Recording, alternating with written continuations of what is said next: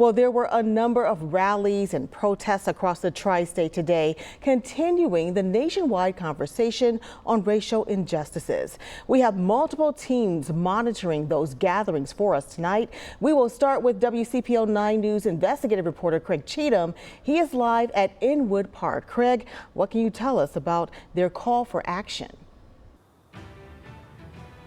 Lisa, several speakers urged the crowd of about 100 protesters to not get complacent and to keep focusing and fighting against police brutality.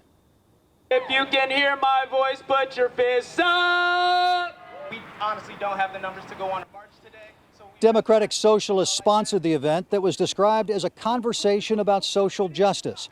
The emphasis was on accountability for police officers seen as using excessive force, especially deadly force. Brian Taylor with Black Lives Matter Cincinnati said mass protests play a critical role in holding the powerful accountable and getting reform. He encouraged different groups to work together. We need a citywide coalition of different groups and organizations that continue to function autonomously. Do your thing on campus, do your thing in your local neighborhood, do all that stuff, but let's be one force. Yeah! Let's be one force that may scatter and do its own thing, but it's known that we're together. Taylor said that education on the issues is important, but he said we need to educate while we keep fighting. Live in Inwood Park in Cincinnati, Craig Cheatham, WCPO 9 News. All right, Craig, thank you. Well, WCPO 9 News reporter Josh Bazan is out for us tonight as well. He is across the river in Covington, and he joins us live with what happened there today. Josh. Lisa, today's movement was sparked by one woman about a week ago when she started to stand here by herself calling for change just across the street from the Covington Police headquarters. She's been out here every day, often by herself, and says today by far was the biggest protest she's been a part of. About 100 to 150 people gathered across the street from the police station for today's demonstration, many of them turning out to meet U.S. Senate candidate Charles Booker. The progressive Democrat from Louisville made a campaign stop at the protest to stand with demonstrators in support of Black Lives Matter. This comes just 3 days before the statewide primary election. Demonstrators today called for racial equality and police accountability. Booker spoke about his family's connection to Breonna Taylor and shared his perspective on racism and police brutality as an African-American man. We have a lot of work to do to address inequity and structural racism, and I feel that weight, but I feel the hope from all of these folks that are standing together saying that we want a brighter future, and we're going to win it together. I have a 30-year-old son. Besides voting, standing is all I can do. That's why I'm here. And that was Kimberly Rice, the woman who helped organize today's protest. Voting was, of course, a big part of the protest. Volunteers were handing out information about the different candidates and explaining the new voting rules during the coronavirus pandemic. Most counties in Kentucky will only have 1 or 2 polling locations open on Tuesday's primary. Voters are also able, in most cases, to cast an in-person absentee ballot at a designated location ahead of the primary. 10 Democrats will appear on Tuesday's ballot for that U.S. Senate seat in Kentucky, but only 3 are currently running active statewide campaigns. They are Charles Booker, Mike Breuer, and Amy McGrath. Reporting live in Covington, Josh Bazan, WCPO 9 News. I am your chief because you let me be your chief.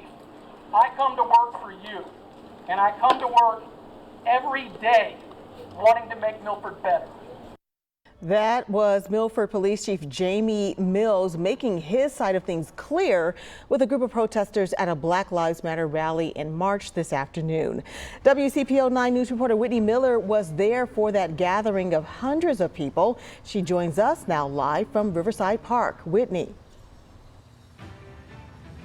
Yeah, you know, Lisa, today we've seen a real showing of solidarity for the Black community here in Milford. We saw signs like these, not only in the hands of protesters, but on vehicles driving through the city. Their goal is to make awareness for police brutality.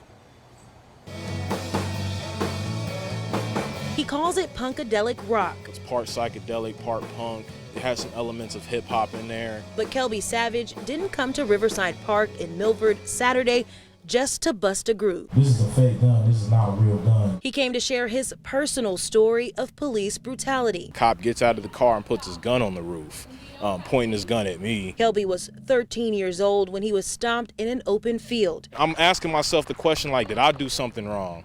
Is it illegal to walk around with a toy gun? He told a crowd of supporters how that moment changed his view of police even to this day. An instant fight or flight response whenever I do talk to law enforcement or have to deal with law enforcement. And that's a reality for many black people. Time is out for murdering black young men and women. The message leaders and protesters want communities to hear. The main thing here is it is not acceptable to put your knee on someone's neck until they die. That's why they are marching. That's why there are protests.